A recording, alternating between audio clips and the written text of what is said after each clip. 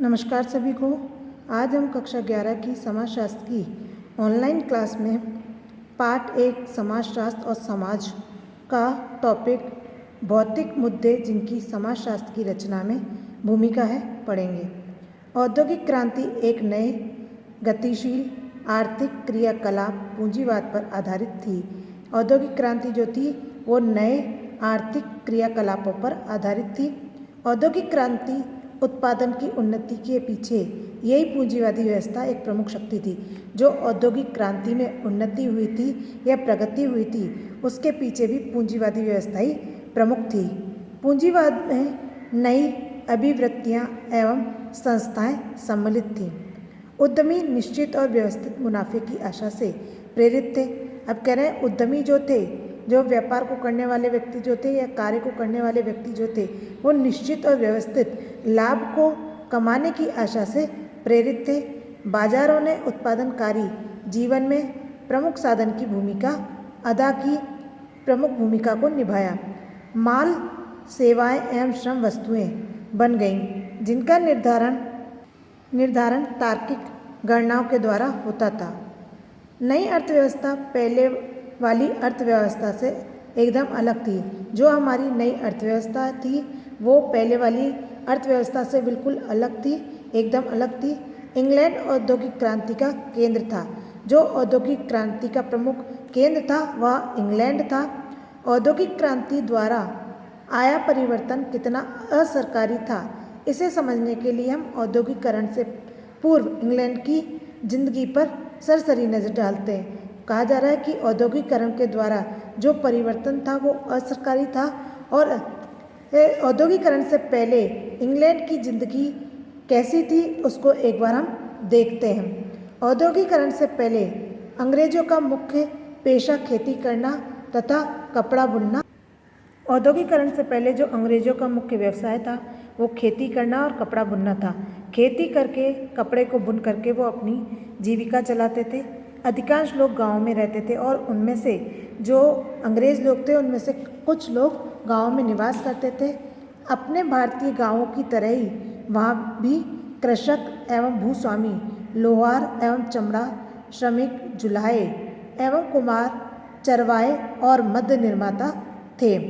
कह रहे जैसे भारतीय गाँवों में कृषक, भूस्वामी, लोहार, चमड़ा, श्रमिक, जुलाहे आदि होते थे, वैसे ही वहाँ भी ये सब होते थे। समाज छोटा था, यह स्त्रीकृत था, अर्थात विभिन्न लोगों की परिस्थिति एवं उनकी वर्ग स्थिति स्पष्ट परिभाषित थी। सभी परंपरागत समाजों की तरह यह भी नज़दीकी आपसी व्यवहार की विशेषता रखता था। जिस प्रकार से सभी परंपरागत समाजों की जो नज़दीकी आपसी व्यवहार की विशेषता थी वो यह भी रखता था। औद्योगिकरण के साथ ही सभी विशेषताएं बदल गईं। जब औद्योगिकरण का विकास हुआ तो औद्योगिकरण के विकास के कारण इसकी जो विशेषताएं थी वो सारी विशेषताएं बदल गईं। नई व्यवस्था का एक प्रमुख मूल पक्ष था श्रम की प्रतिष्ठा कम होना। शिल्प संघ, गांव एवं परिवार के सुरक्षित स्थानों से कार्य का अलग होना। रूढ़िवादी एवं परिवर्तनवादी दोनों ही तरह के चिंतक सामान्य श्रमिकों की परिस्थिति की गिरावट को देख करके भयभीत थे। जो रूढ़िवादी और परिवर्तनवादी दोनों तरह के जो चिंतक थे वो सामान्य जो वहाँ के श्रमिक थे उनकी परिस्थिति यानी स्थिति को देख करके, उनकी जो परिस्थिति में गिरावट आई थी उसको देख करके भयभीत हो गए थे, चिंतित थे। परंतु कुशल कारीगरों की स्थिति अलग थी और जो कुशल कारीगर थे उनकी जो स्थिति थी वो बिल्कुल उनसे अलग। नगरीय केंद्रों का विकास और विस्तार हुआ। ऐसा नहीं था कि पहले शहर नहीं थे, शहर पहले भी थे, लेकिन औद्योगिकरण से पहले उनका स्वरूप अलग था। औद्योगिक शहरों ने एक बिल्कुल नए नगरीय संसार को जन्म दिया। औद्योगिकरण के बाद में जो शहर बने उन शहरों के द्वारा एक नए संसार का जन्म हुआ। इसकी निशानी थी फैक्ट्रियों का धुआं और कालिख। अब जो नए शहर बने उसकी जो निशानी बताई गई है वो बताया गया है फैक्ट्रियों से निकला धुआं और कालिख, यानी कि औद्योगिकरण का जब विकास हुआ तो विकास होने के कारण से इतनी ज़्यादा फैक्ट्रियाँ चलने लगी और फैक्ट्रियाँ जब चलने लगी तो उनसे भारी मात्रा में धुआं निकलने लगा। धुएं के कारण कालिख जो थी, जो कार्बन था, वो सभी जगह फैलने लगा और नई औद्योगिक श्रमिक वर्ग की भीड़भाड़ वाली बस्तियाँ जो थी वो क्या है, भीड़भाड़ वाली बस्तियाँ गंदी और सफाई का नितांत अभाव था। जो भीड़-भाड़ वाली बस्तियाँ थी वो बहुत ज़्यादा गंदी होने लगी और वहाँ पर सफाई का नितांत अभाव हो गया था। सफाई की कमी के कारण वहाँ पर गंदगी ज़्यादा फैलने लगी और वहाँ पर लोगों का रहना मुश्किल हो गया था। इसकी अन्य निशानियों में एक था नए प्रकार की सामाजिक अंत्यक्रिया। अंग्रेजी कारखानों के मशीनों द्वारा तैयार माल के आगमन से भारी तादाद में भारतीय दस्तकार बर्बाद हो गए, क्योंकि अत्यधिक विकसित कारखानों में उनकी खपत नहीं हो सकती थी। इन बर्बाद दस्तकारों ने मुख्यतः जीवन निर्वाह के लिए खेती को अपना लिया। अब कह रहे हैं जब औद्योगिकरण का विकास हुआ और अंग्रेजी कारखानों के मशीनों के द्वारा माल तैयार होने लगा और माल तैयार के आगमन से भारतीय जो दस्तकार थे, भारतीय जो काम करने वाले व्यक्ति थे, वो बर्बाद हो गए थे, क्योंकि उन्हें रोजगार के अवसर प्राप्त नहीं हो रहे थे और इस कारण से उनका जीवन निर्वाह करने में मुश्किलें आ रही थी। इस कारण से उन्होंने अपने जीवन के निर्वाह के लिए खेती को अपना व्यवसाय बनाया, खेती करके अपना जीवन निर्वाह करने लगे। अक्सर कारखानों और इसके यांत्रिकी श्रम विभाजन को किसानों, दस्तकारों, साथ ही साथ परिवार और स्थानीय समुदायों को इस तरह समाप्त कर दिया गया कि लगता था जैसे यह जानबूझकर किया गया था। कारखाने को एक आर्थिक कठोर नियंत्रण के रूप में देखा गया, जो अभी तक बैरकों और जेलों तक था। परिवार और समुदायों को इस तरह समाप्त कर दिया गया, लगता था कि जैसे इसको जानबूझ करके समाप्त कर दिया गया हो। कारखाने को एक आर्थिक कठोर नियंत्रण के रूप में देखा जाता था। अभी तक बैरकों और जेलों तक था, जो क्या है आर्थिक कठोर नियंत्रण के रूप में देखते थे। वो पहले जो आर्थिक कठोर नियंत्रण था वो एक जेल के समान था। कार्ल मार्क्स के अनुसार कारखाने दमनकारी थे। कार्ल मार्क्स कहते हैं कि कारखाने जो थे वो दमनकारी थे, लोगों का दमन करते थे। फिर भी काफ़ी हद तक स्वतंत्रता की गुंजाइश थी कि कारखानों में काम करने से व्यक्ति क्या है बंध जाता था, उसे पूरा समय वहाँ पर रह कर के काम करना होता था। यह श्रमिकों ने बेहतर जिंदगी हेतु सामूहिक कार्य प्रणाली एवं संगठित प्रयास दोनों चीज़ें सीखी। अब कह रहे हैं यहाँ पर कि जो श्रमिक लोग थे उन्होंने यहाँ पर जिंदगी बेहतर की और इस जिंदगी हेतु सामूहिक कार्य प्रणाली एवं संगठित प्रयास दोनों चीज़ों को सीखा। नए समाजों के उभरने का एक और संकेतक था घड़ी के अनुसार समय का महत्व। नए समाजों को उभरने का या आगे बढ़ने का जो संकेत बताया गया वो बताया गया कि घड़ी के अनुसार समय का महत्व, यानी कि घड़ी में देख करके समय को महत्व दिया जाए कि हम जो कार्य कर रहे हैं उसको कितने समय में कर रहे हैं और इस कार्य को हमें कितने समय में पूर्ण किया जाना चाहिए। सामाजिक संगठन का आधार भी था। इसका एक महत्वपूर्ण पक्ष वह तरीका था जिसके अनुसार 18वीं और 19वीं शताब्दी में खेतिहर और औद्योगिक मजदूरों की बढ़ती संख्या ने तेजी से घड़ी और कैलेंडर के अनुसार अपने को ढालना शुरू कर दिया।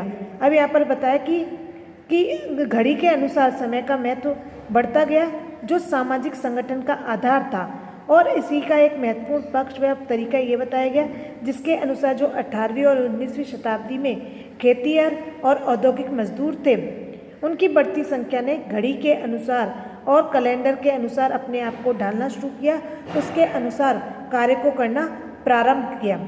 आधुनिक समय से पूर्व के काम के तरीके से एकदम भिन्न था। जो आधुनिक समय में काम करने का तरीका है ये इस तरीके से बिल्कुल अलग था। औद्योगिक पूंजीवाद के विकास से पहले काम की लय, दिन के उजाले जी तोड़ परिश्रम के बीच आराम सामाजिक कर्तव्यों के आधार पर तय होती थी। कारखानों के उत्पादन ने श्रम को समकालिक बना दिया। इससे समय की पाबंदी, एक तरह की स्थिर रफ्तार, कार्य करने की निश्चित घंटे, हफ्ते के दिन निर्धारित हो गए। जब इन्होंने समय के अनुसार, घड़ी के अनुसार कार्य को करने का तरीका अपनाया तो इससे समय की पाबंदी हो गई और एक तरह की स्थिर रफ्तार हो गई।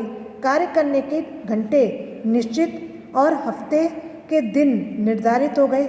इसके अलावा घड़ी ने कार्य करने की अनिवार्यता पैदा कर दी। जब ये लोग घड़ी के अनुसार कार्य करने लग गए तो इसके अनुसार घड़ी ने इनके कार्य करने की जो अनिवार्यता थी उसको पैदा कर दिया। नियोक्ता और कर्मचारी दोनों के लिए समय अब धन है। ये बीतता नहीं बल्कि खर्च हो जाता है। कह रहे हैं कि जो नियोक्ता थे और जो कर्मचारी थे उन लोगों के लिए ये जो समय है वो धन है और ये अब बीतता नहीं है बल्कि खर्च हो जाता है, समाप्त हो जाता है। फिर आता है अगला टॉपिक, हमें यूरोप में समाजशास्त्र के आरंभ और विकास को क्यों पढ़ना चाहिए। समाजशास्त्र के अधिकांश मुद्दे एवं सरोकार भी उस समय की बात करते हैं जब यूरोपियन समाज 18वीं और 19वीं शताब्दी में औद्योगिकरण और पूंजीवाद के आगमन के कारण भयंकर रूप से परिवर्तन की चपेट में था। बहुत से मुद्दे जो उस समय प्रातः उठते थे, उदाहरण के लिए नगरीकरण या कारखानों के उत्पादन, सभी आधुनिक समाजों के लिए प्रासंगिक थे। कहा जा रहा है कि उस समय जो बहुत से मुद्दे थे वो प्राय उठते थे और उदाहरण लेकर के बताया गया है कि नगरीकरण या कारखानों के उत्पादन के जो मुद्दे उठते थे वो ज़्यादातर नगरीकरण और कारखानों के उत्पादन के थे, सभी आधुनिक समाजों के लिए प्रासंगिक थे। यद्यपि उनकी कुछ विशेषताएं थोड़ी अलग हो सकती थी। वास्तव में भारतीय समाज अपने औपनिवेशिक अतीत और अविश्वसनीय विविधता के कारण भिन्न है। भारत का समाजशास्त्र इसको दर्शाता है। यदि ऐसा है तो उस समय के यूरोप पर ध्यान केंद्रित क्यों किया जाए।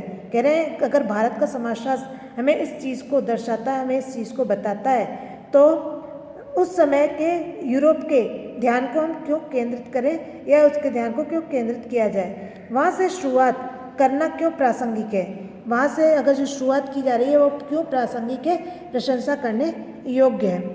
जवाब अपेक्षाकृत आसान है। कह रहे हैं इसका जवाब जो है वो बहुत ही ज़्यादा आसान है क्योंकि भारतीय होने के नाते हमारा अतीत अंग्रेजी पूंजीवाद और औपनिवेशवाद के इतिहास से गहरे जुड़ा हुआ है। पश्चिम में पूंजीवाद विश्वव्यापी विस्तार पा गया था।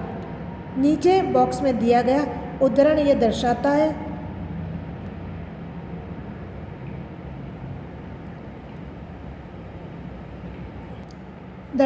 कि किस प्रकार पश्चिमी पूंजीवाद ने दो छोरों पर संसार को प्रभावित किया था।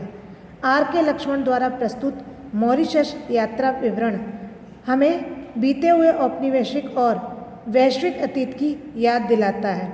यहाँ पर अफ्रीकी और चीनी, बिहारी, डच, पारसी और तमिल, अरबी, फ्रांसीसी और अंग्रेज सब एक दूसरे के साथ घुल मिल कर के रहते थे। कह रहे हैं यहाँ पर ये जो अंग्रेजी लोग थे, अरबी, फ्रांसीसी थे, ये सब एक साथ मिल कर के रहते थे। उदाहरण के लिए एक तमिल जिसका भ्रामक सा दक्षिण भारतीय चेहरा था, एक लुभावना सा नाम भी था, राधा कृष्ण गोविंदन, सचमुच मद्रास से था। मैंने उससे तमिल में बात की। उसने मुझे फ्रेंच मिश्रित टूटी फूटी इंग्लिश में कठिनाई से जवाब देकर आश्चर्यचकित कर दिया। श्रीमान गोविंदन को तमिल का ज्ञान बिल्कुल नहीं है। उनकी जीवा ने तमिल का उच्चारण करना शताब्दियों पहले बंद कर दिया था या कर दिया है। उच्चारण करना शताब्दियों पहले बंद कर दिया है। ये दर्शाता है औपनिवेशिक और वैश्विक अतीत की ये हमें उदाहरण है, याद दिलाता है कि किस प्रकार से लोग आपस में एक दूसरे से घुल मिल करके आपस में एक साथ रहते थे। अब आता है भारत में समाजशास्त्र का विकास।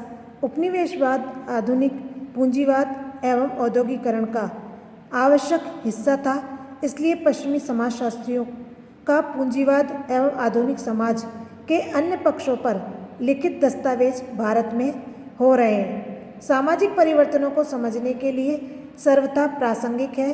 फिर भी जब हम शहरीकरण के संदर्भ में देखते हैं, उपनिवेशवाद में ये तथ्य निहित है कि आवश्यक नहीं कि औद्योगिकरण का असर भारत में भी उतना ही था जितना पश्चिम में। कार्ल मार्क्स के ईस्ट इंडिया कंपनी के प्रभाव को लेकर की गई टिप्पणियों से असमानता उजागर होती है। जो कार्ल मार्क्स का ईस्ट इंडिया कंपनी के प्रभाव की जो टिप्पणियां की गई थी, उससे असमानता नज़र आती है।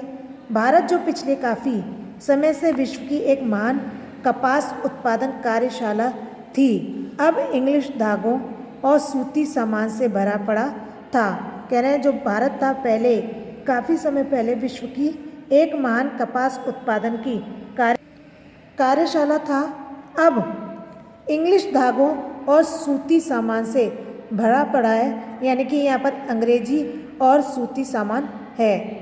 इसके अपने उत्पादन को इंग्लैंड से बाहर निकालकर अथवा अत्यंत निर्मम शर्तों पर स्वीकार करके अंग्रेज उत्पादकों को उनके उत्पादनों पर केवल थोड़ा और नाम मात्र शुल्क लगाकर भारी मात्रा में यहाँ लाकर स्वदेशी वस्त्र उद्योग को बर्बाद कर दिया गया था, जो कभी यहाँ की शान हुआ करता था। बताया गया कि जो हमारा भारत था वो पहले कपास की खान हुआ करता था, लेकिन आज के समय में ये अंग्रेजी धागे और सूती सामान से भरा पड़ा है। यानी कि यहाँ पर क्या है, जो पॉलिस्टर आदि इनका विकास होने लगा, सूती वस्त्र उद्योग आदि होने लगे, इनमें वस्त्र आदि बनने लगा था और अंग्रेजी जो है चीज़ों को भी अपनाया जाने लगा था। वस्त्र उद्योग को बर्बाद कर दिया गया, जो भारत कभी यहाँ की शान हुआ करता था।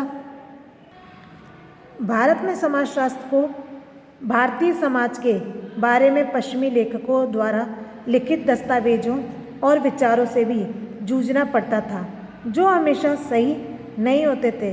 ये विचार अंग्रेज औपनिवेशिक अधिकारियों, पश्चिमी विद्वानों दोनों द्वारा व्यक्त किए गए थे।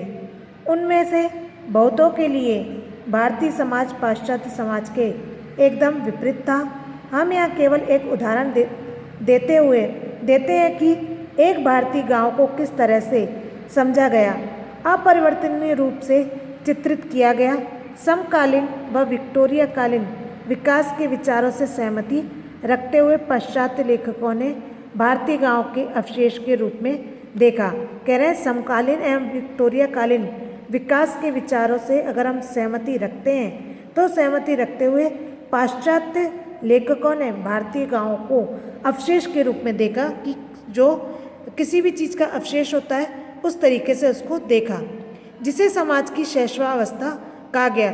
जो भारतीय गांव थे उनको अवशेष के रूप में देखा गया और उसे समाज की शैशवावस्था कहा गया। शैशवावस्था जो बच्चा पैदा होता है, पैदा होने के बाद जो शिशु रूप होता है वो शैशवावस्था कहलाता कहा गया था। उन्होंने 19वीं शताब्दी के भारत में यूरोपियन समाजों का अतीत देखा। औपनिवेशिक विरासत वाले देशों जैसे भारत में एक दूसरा साक्ष्य ये था कि यहाँ समाजशास्त्र और सामाजिक मानव विज्ञान में प्राय अंतर किया जाता था। कह रहे हैं कि समाजशास्त्र और सामाजिक मानव विज्ञान है, उन दोनों में प्राय अंतर किया जाता था, अंतर को देखा जाता था। एक स्तरीय पाश्चात्य पाठ्य पुस्तक में समाजशास्त्र की परिभाषा है मानव समूहों और समाजों का अध्ययन, जिसमें औद्योगिकृत विश्व के विश्लेषण पर पर्याप्त बल दिया गया है। सामाजिक मानव विज्ञान एक स्तरीय पाश्चात्य परिभाषा इस प्रकार होगी: गैर पश्चिमी साधारण समाजों अर्थात दूसरी संस्कृतियों का अध्ययन। भारत में किस्सा सर्वथा अलग है। एम.एन. श्रीनिवास इसका खाका इस प्रकार खींचते हैं: M.N. श्रीनिवास इसको इस प्रकार से व्यक्त करते हैं। भारत में इससे भी आगे सामाजिक मानव विज्ञान, जिसमें पहले आदिम लोगों के अध्ययन ने स्थान ले रखा था, धीरे धीरे बदलकर किसानों, सजातीय समूहों, सामाजिक वर्गों, प्राचीन सभ्यताओं के विभिन्न पक्षों और विशेषताओं एवं आधुनिक औद्योगिक समाजों के अध्ययन पर आ गया था।